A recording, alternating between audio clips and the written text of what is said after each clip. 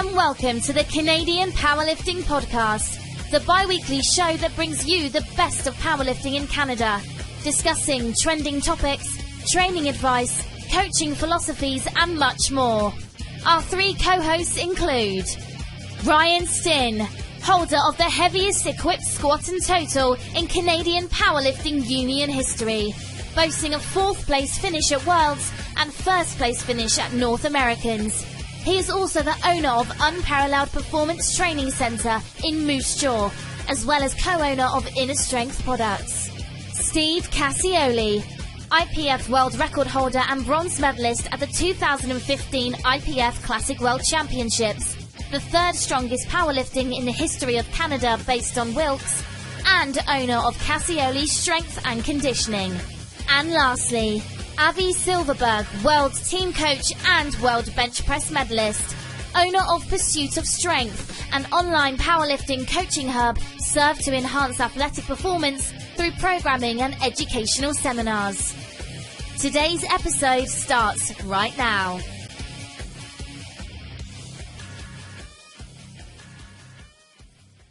Hello and welcome to the Canadian Powerlifting Podcast. You are tuning in on a special edition episode 7 on New Year's Eve.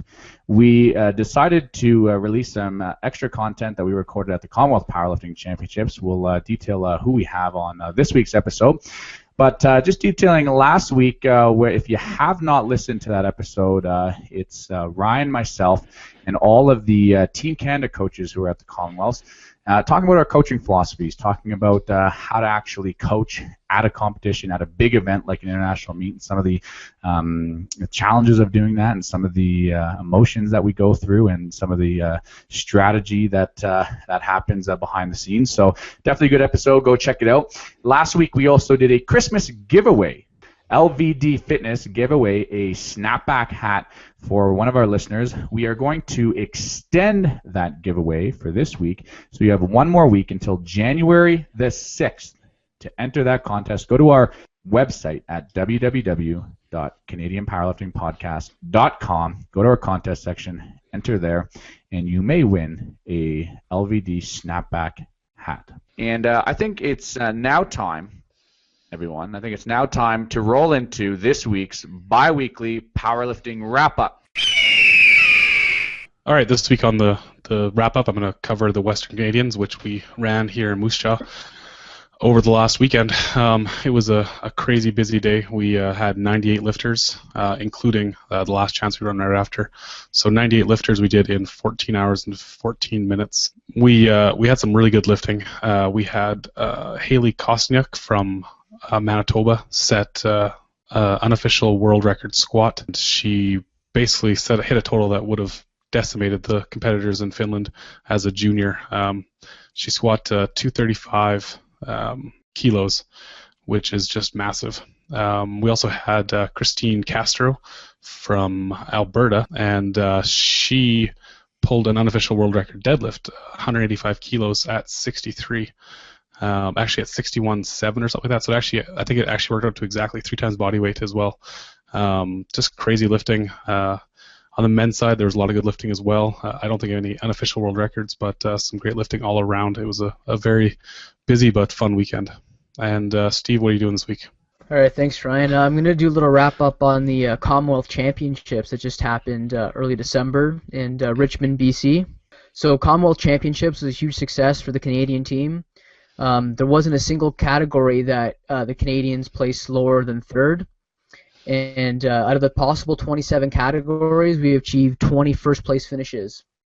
Some honorable mentions include Kelly Branton, the best overall male lifter.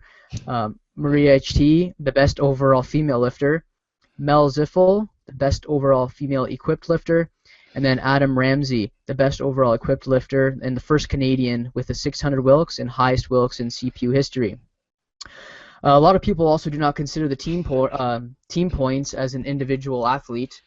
However, it's the team points on the international stage that actually allow us to establish the strong country within the IPF. Our team set 67 national records, 77 Commonwealth records, and then 17 world records, which is absolutely ridiculous. That's crazy. That's awesome. These results are unbelievable, and you'll definitely see Canada make a run for that #1 spot at the World Championships in the near future. Off to you, Abby. This week, I'm featuring some of the lifters who hashtagged the Canadian Powerlifting Podcast on Instagram, and we had some noteworthy lifts. Brad Kleefeld out of Saskatchewan put up a sweet 430-pound bench for a triple.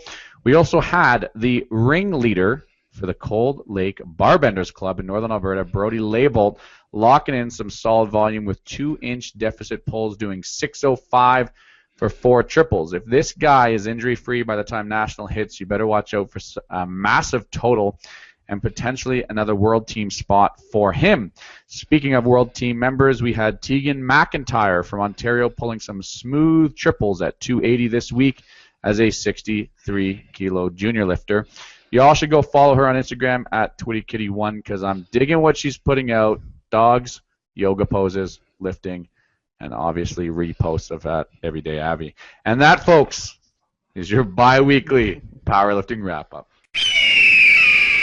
So before we get into this week's episode, I just have one quick thing to say. It's been kind of on my mind for a while now, and I've traveled to a number of meets over the last couple months, and certainly I'm very much involved in my own athletes training, but looking at other athletes training, and it really frustrates me. It really frustrates me when I see athletes, I see powerlifters benching, and when they're in competition, they fail at lockout. There should never be, very rarely, should there be a point where you're failing at lockout. And I don't mean in the mid-range. One second. So, what's up, Steve?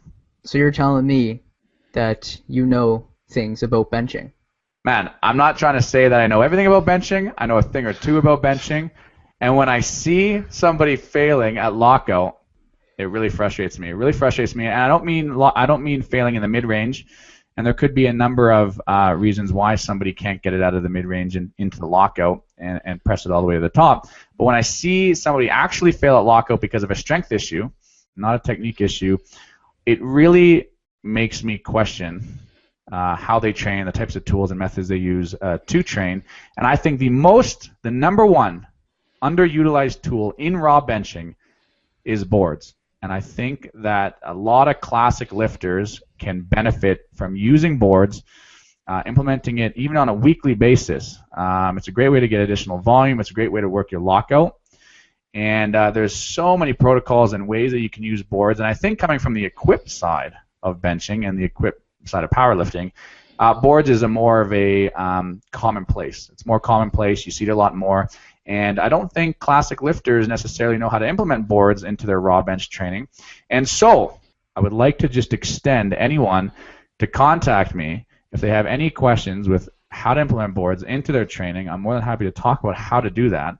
And I'd actually like to just briefly ask Steve and Ryan their opinion on raw board training.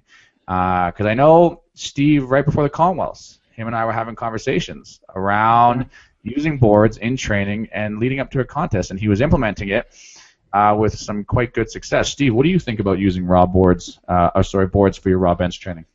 I definitely enjoy it as a accessory. It's a good training tool.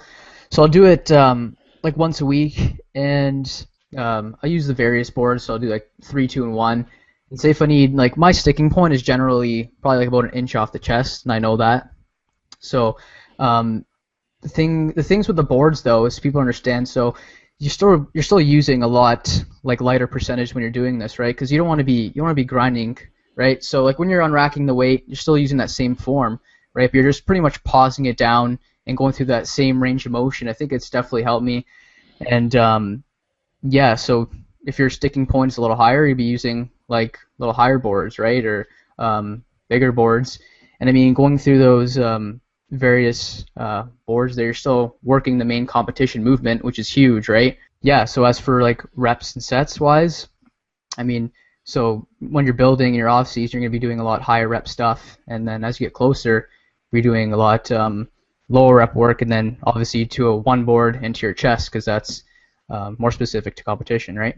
Yeah, so I think what I'm hearing, Steve, is that you use boards as a way to you've identified that you have an area in your range of motion in your bench press that you produce less force. Exactly. And you use the boards to actually break through those sticking points so that you can have more force production in those areas of weakness. Ryan, I know you use boards all the time, and you've used them. I think you probably, from conversations in the past, I don't know if you still do this, but you use actually more boards in your weekly training than you actually do going to your chest. Is that right? Or is it pretty much split 50-50 now? No, a lot of times I'll do more board work than chest work. I find that my shoulders can't handle 3 days a week benching to my chest. They eventually catch up to me, and I'm stuck on the sidelines. So I like to do at least generally 1 day a week where it's almost entirely boards. There might be a bit of chest work right before, but then I'll do a 2-board and 3-board work. Unlike Steve, I'm big on overload. My 3-board triple, because I don't do less than triples on boards generally, my 3-board triple is about 120% of my raw bench, raw 1RM. So like my raw 1RM is like 210, and my best triple on a 3-board is like 260 kilos. On a 2-board triples, I've been up to about 230 kilos. So about 110% of my 1RM. A 2-board, like to me, a 2-board triple works my chest a lot. It's gonna be different for everyone, right? Your leverages are totally different, but for me, doing 2 boards directly carries over to my raw bench, and the overload is huge, right? And like once I go back down to benching raw, like nothing I do to my chest feels heavy in my hands. It's all light. And generally I know if I can get it about 1 inch off my chest, I'll probably finish it. Yeah, and I've never seen you ever fail a bench in your lockout. I mean, you got great transitional speed through the mid-range into your lockout, and I do believe that's a function of all the board training. So, yeah, I heard 2 reasons why you do boards. It's 1, injury prevention. You're not going to be able to get the frequency in the bench that you need to get stronger if you're not benching to boards, and 2, you use it as an overload principle, and we've talked about overload principles in a previous episode. So there's so many reasons why board work is fantastic for bench press. I just feel like it is an underutilized tool. And just recently at the Western Canadian Championships, I'm sitting in a chair as a referee, and I'm seeing so many athletes. First of all, there was a really high percentage of athletes not making a 3rd attempt in bench press for whatever reason, but a significant percentage of those who didn't make their 3rd lift, I noticed that it was in the lockout, and I don't think that athletes should be failing in the lockout. Now there could be technical issues. There could be, you might misgroove the bench, which is why you can't actually get it into the lockout and things like that. I'm not talking about those technical things. I'm talking about how if you just physically don't have the strength in your lockout. I feel like boards is the #1 way, more than a slingshot, more than using bands. Boards are the #1 way to actually get stronger in your lockout. So, as I said, feel free to contact me if you want to just talk about how to use boards in your training. I'm happy to give away that advice and just see more people using boards. Yeah, I mean, so just to get a little technical, if you understand the principles of overloading, there's these little things called Golgi tendon organs, and just by overloading, just by holding that heavier weight, you're actually going to induce growth. That's without even doing reps. But as soon as you're doing partial reps with it, it's going to increase even more. But someone like Jen Thompson does crazy overloads just holding. She's done like 505 for a 15-second hold, just holding at lockout, just to stimulate that kind of Golgi tendon organ growth, and makes things feel so light. So overload's big. I'm big on it for benching. It's harder to do with squat and deadlift.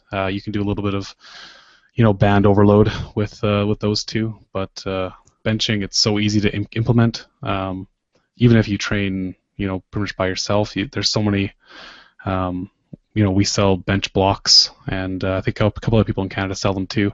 Super easy to use, just snap onto the bar. As long as you have safeties, you can pretty much do it yourself. So, and I think that's one reason why I've never felt in my hands when I actually go into a competition that the weight feels heavy, and I think that's a function of doing equip benching for so long, but still continuing to use boards in your raw training is going to help the weight actually feel lighter. It's not going to feel heavy. It's not going to throw you off because it feels heavy, which is why I'm also such an advocate of doing self handoffs too, because it helps you actually get tight before you take it off the rack and not rely on a spotter to lift the weight for you. You actually have to get tight in your hands, get tight in your back before you take it off. So now that's probably another thing to talk about, but when it comes to boards, that certainly helps as well.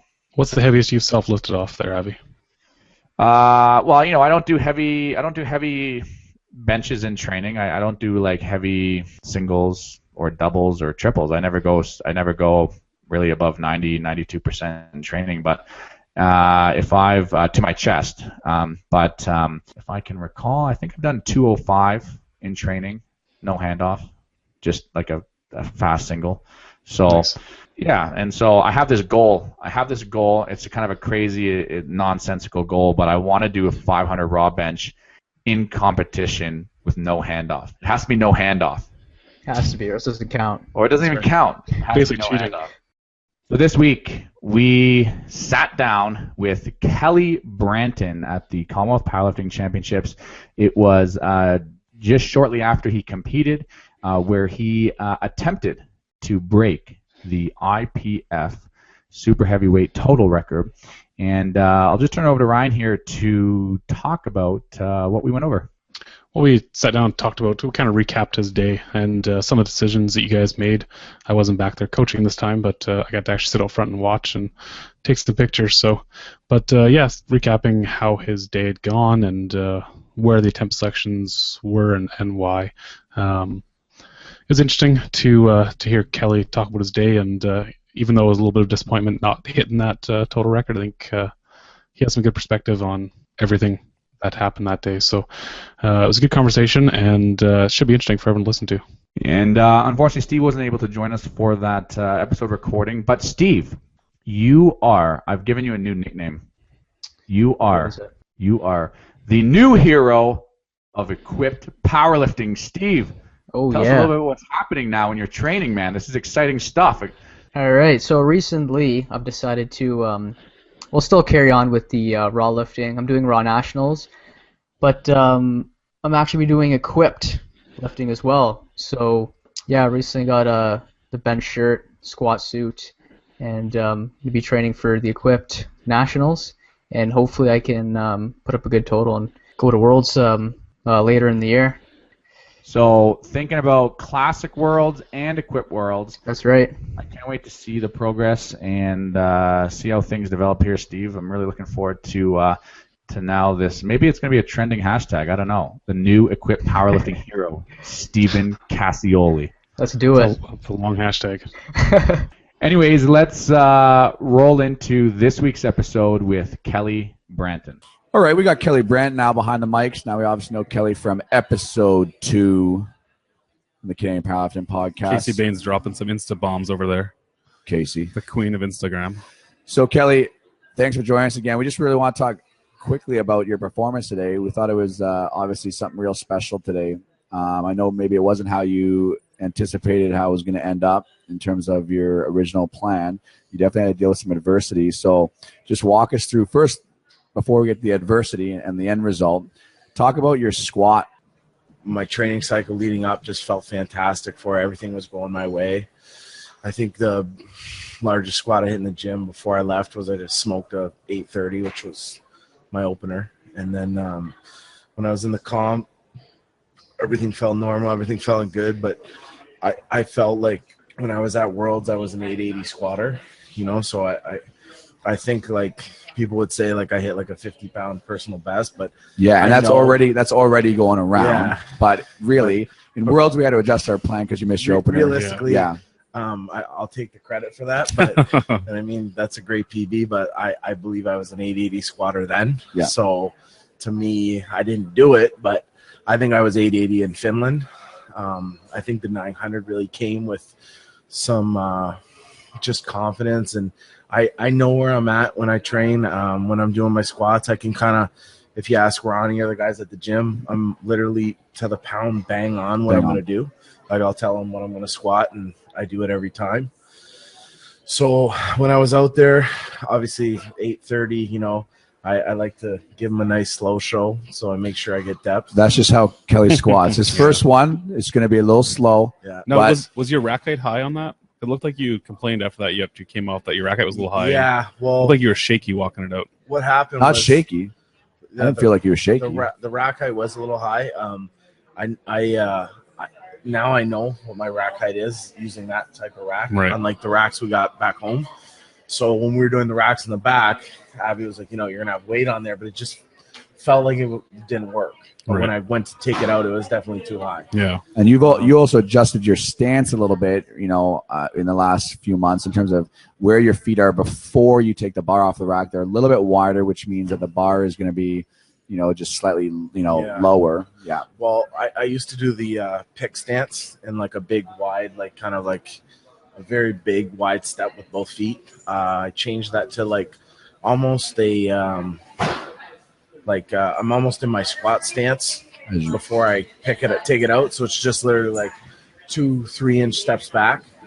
When I did that, I feel anytime you're using less energy to walk it out, you have more energy to squat. And I did it just in practice, trying some big overloads, and it really worked well. So I was like, well, why don't I just do this when I'm squatting? And it really, really helped. Yeah. So we opened it with 377.5. Yeah. You got it. You made sure it was right in there, right? And then we jumped right to 400, and you smoked that. Yeah. And you basically just looked at me and said 900, and it's like, here we go. And there was no way. Yeah. There's no way that you were missing that. That was a number that you had 100% today. I mean, the day didn't go how I wanted to, but my goal was always to squat 800 pounds. And I mean, to get to 900 pounds in about, 2.5 years, 3 years now, it was a pretty cool moment for me. I worked really hard for it, and it doesn't happen overnight. Everyone absolutely. knows in powerlifting. Yeah. So when you accomplish something like a 903 squat, I don't care what league you're in or what gear you have on, when you squat 903 pounds, it's pretty cool. Now, you said, of course, well, I wouldn't know it's cool because I've never done that, or even I don't even know what that looks like on a bar. But you did say that the day didn't end up how you anticipated. So walk us through the bench press, because there was some adversity in the bench press. So we had a good warm up, okay, and then talk us through the bench press here. Just like my squat cycle, my bench cycle was even better. Like I was hitting 540. The bench I play a little different than I do deadlift and squat. I get a little more aggressive towards my numbers on bench, just because I don't think it taxes your body like the other two.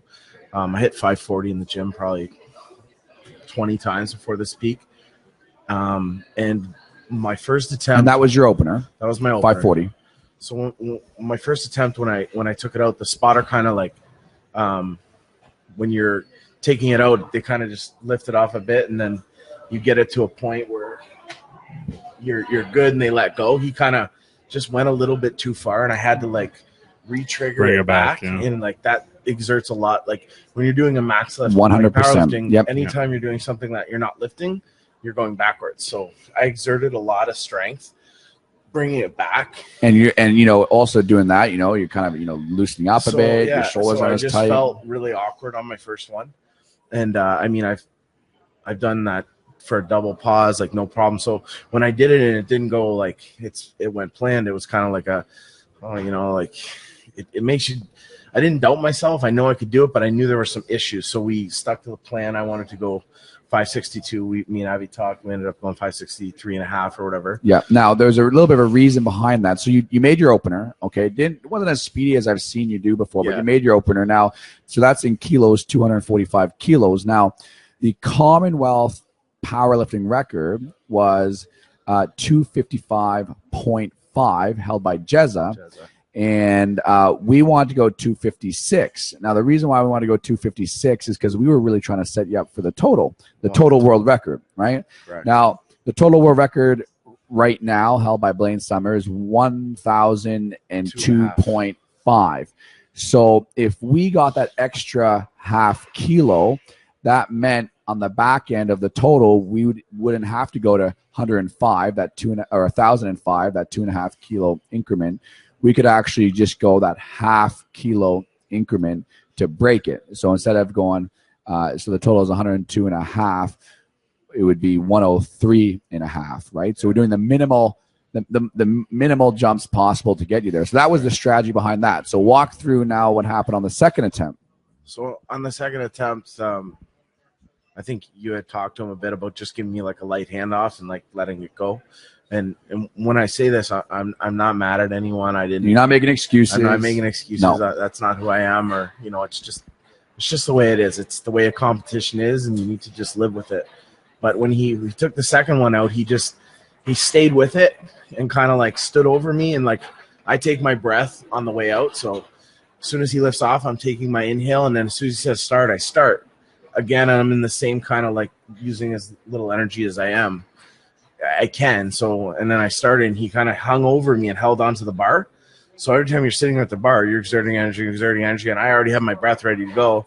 He must have waited. It felt like 2 seconds, and then he said start. And by that time, like when I went down, I was just like out of air. I wanted to let my air out when I was on my chest. So like I knew it wasn't going to go, and then that racked. So I went up to my third one. We kept the same attempt. And when I went up to my third one, everything felt good. He gave me a nice handoff, and you obviously just told him like, hey, just give him a little handoff and get off. It was a coaching process. Yeah, no problem. We got it on the third one. So on the third one, what happened was everything was great. I felt awesome. Like I triggered it, hit it like just like it was back home in the gym. But then at the end, when I went to rack it, the guy on the left side, he picked it up.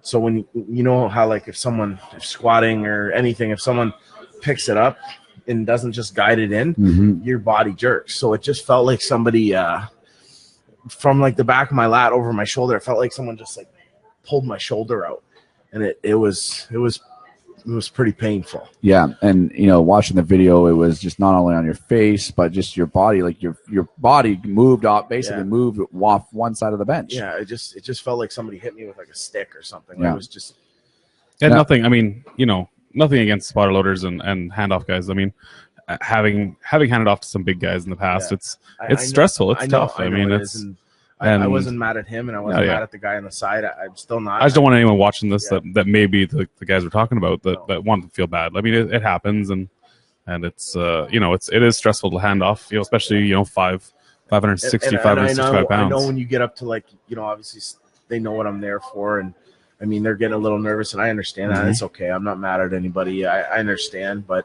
that's just that's how it happened. I know like you get sometimes even if he knew to guide it in, he got nervous because it's it's 562 instead of like his 400 he sees over and over and over. So he just grabbed it, and it's happened in practice to me before with like guys I train with every day. So it's not like it's something crazy. He didn't do anything totally out of this world. It's just it happened, right? And I'm not mad at him. It's no big deal. So you came back, and we have a team chiropractor that's working on staff. Now, he was seeing you right away. Now, what was his diagnosis, and what was he trying to do back there? Because he was working on you basically right away. You know what? I can't remember what he told me, but it was definitely something was separated. Yeah, so there was a partial separation of your AC joint, right? And it's a pretty painful injury. I mean, I'm actually just went through that. I was doing a quit bench about a month ago. Same thing happened to me, and I've had to obviously scale back my training. But I know the pain; it really, really hurts. And I guess it was really affecting some of your, some nerve pain, and your muscles were cramping. Speaking of that, that's actually the same thing that Casey Baines is going through right now as well. Yeah. So it's obviously a fairly common injury, right? Mm-hmm. So going through the deadlifts now. Our game plan was this. So we had the 410 squat and the 256 bench. So we knew we were open at 317.5 deadlift, which is an easy deadlift, just shy of 700. Mm-hmm. And the next jump was going to be the world record total. So then what we needed based on our subtotal was a 337.5 deadlift. That was it. And I was walking you through that basically 2, 3, 4 times, just to rehearse you today. Hey, here are the numbers, and this is what we're setting you up for. Absolutely. Yeah. So walk us through our deadlifts now. So like in the back room, just like when I just touch on bench again, like I believe I'm at a 572 bench. I believe I'm above and beyond 562 if I don't have that kind of error that happened with everybody. So I figured I would need less to hit the record on the second attempt. We had you all lined up for maybe a 332 deadlift or 335. I mean, 337 was definitely kind of a top end. For sure. So in practice, like deadlift just like the bench, perfect cycle, felt fantastic. Pulled 700 probably 5 times, no problem. I mean, as people know of, they see me in Finland. Like, I'm just starting to play with weights on deadlifts that are in the 750 range and 760 range. And in Finland, like, grip definitely is an issue to me. It's a little tougher for me as I get bigger and bigger to get down to the bar, and I struggle to breathe sometimes. But today it wasn't grip. But today I worked on my grip because I'm a person that I understand when I'm shit at something. So I know what I have to work on. I don't stay away from it and just hope it heals itself. I worked on my grip. I did my grippers while I work. I did extra stuff in the rack. Like I was doing tons of hand stuff, and my hand was like stronger than ever. And I mean, my last workout, I picked up 720 and I hold it for like a 10 count at the top. And that's like, I would usually drop that like a year ago. So I felt grip was fantastic. But my first deadlift, I don't think at 317. So the first deadlift on the platform. In the back room, it didn't feel bad because my last deadlift's about 100 pounds away from my opener. So when I went to go pull my opener, when I was pulling it up, it just felt like it was going to rip my arm off. And when I was locking it out, I'm like, I think if I lock it out, I think I'm going to really tear something like bad. So I just dropped it. So on the second attempt, I kind of got tighter because I was preparing for the pain and like how it felt. Yeah. And so when we were talking with the chiropractor, 1, he's working you out, right? And 2, you knew what the pain was going to be like now on the second, right? Like it wasn't going to be a surprise. And 3, we kind of had we were trying to kind of cue you to get your shoulder blades down and back. At least that was the chiro's way to say, hey, like we're going to try to, get as much tension in our low traps as possible so that it gets the pain away from the AC joint. Chiropractic wise, like we all know, like Otis is like unbelievable, but like you can't perform a miracle on someone to make them better than they were before, right? He was just, I think without him working me out, I think I would have probably not got my lifts. So, he was a fantastic part of the team definitely today. So second deadlift, you missed it. I mean, you dropped the 317, so we obviously had to go out and reattempt. Second deadlift, when I walked out, it was pretty much like, I don't care anymore if my arm rips off. I'm getting it because I'm locking in my squat. I'm not losing that 900 squat. Because you never know when it's your last meet. So when I walked up to the bar, I'm like, okay, I don't care how much it hurts. I'm locking the 700 out, and then we're going to do what we got to do. And it honestly went really clean. I just tried to stay a little more tight, but it really once I got past the knee to like do the pull at the top, because that's when your lats start to pull down and your shoulder, that is really, really painful. But it if you see me deadlift, you're gonna just like look and be like, "Oh, that's how he was from Worlds." Yeah. But it was just like it went down your arm like it's like a sting that just doesn't leave. Yeah. Now we're running numbers, and you already at this point actually got a PR Wilks based on that just that 700 deadlift. Yeah. Second attempt, you had a PR Wilks, PR total. You had nobody else really, obviously, competing with you in your class. It was kind of a low stress in that regard versus Worlds, where Ryan and I are coaching you and we have 3 guys jumping back and forth, and the attempt selection is, trying to set you up to podium, right? And it was very stressful then. Here, we didn't have that external stress because we just knew the numbers, and the number was 337. We had to call 337 on the bar to set you up for that world record total. Yeah. So what happened there? So walk us through that attempt. I mean, for the first little bit before I was going out for it, like it was like I was in the back room, and like I am kind of an emotional guy. Like when it's towards powerlifting, I care about it a lot more than some people. Like that power, like I really, and to attempt a world record is something that I've wanted my whole life. Win a world championship, attempt a world record, win in the men's open. Like that's where I'm at. I always wanted to do that. When you're in the men's open, you're with the big boys. That's where I want to be. So before it was just like, regardless of my shoulder or any excuses you can make, blah, blah, blah, just to attempt a record, to do something that I've worked literally since the bar started for me. Even though I didn't get it, it was still an emotional experience to be in the same realm as Ray Williams and Blaine Summers, who are, to me, I seen these guys when I was hurt lifting and smashing weights, and when I was coming into it, I was always, I want to get to these guys' level. I want to be a world competitor, and now I'm attempting weights to, break their world records. So it's a very, very awesome feeling. Yeah, I think, and it's something that's like emotionally, like I know what you mean, and obviously I'm not attempting world records stuff, but like at nationals after my squat, like I squat 390 at nationals, and that was the first time I hit a squat PB in 5 years or something like that. And I went out in the hallway and I just had to be by myself. Like I know. I just had to get away from everyone, and like I almost welled up. Like it was just this emotional dump, right? And I had to like, hold on, like I have 2 more lifts to do. Like I gotta. I know. But it's just, I mean, it's an emotional sport. You invest so much time and so much effort into it that to achieve, any kind of personal best can be really emotional. Yeah. It was like I had to tell myself that after the 903 squat, I still got 2 more lifts to do. I can't get ahead of myself. Yeah. But I was so I was so happy how easy 903 was to me. Yeah, it was that like I believe whether it's Blaine, whether it's Ray, whether it's me, I believe in the next 2 years we're gonna have a 1,000-pound squatter. Yeah. And I truly do believe that's gonna be raw. And that's gonna be a very cool day. Yeah. Kelly, we really appreciate you sharing your experience here. I know that a lot of people, follow you, and a lot of people, kind of maybe don't get the opportunity to talk to you one-on-one. Yeah. And I'm sure a lot of people, were wondering what was happening, happening backstage, what was going through your head. So really appreciate you sharing that with us. Yep. And again, where can people find you if they want to get in touch?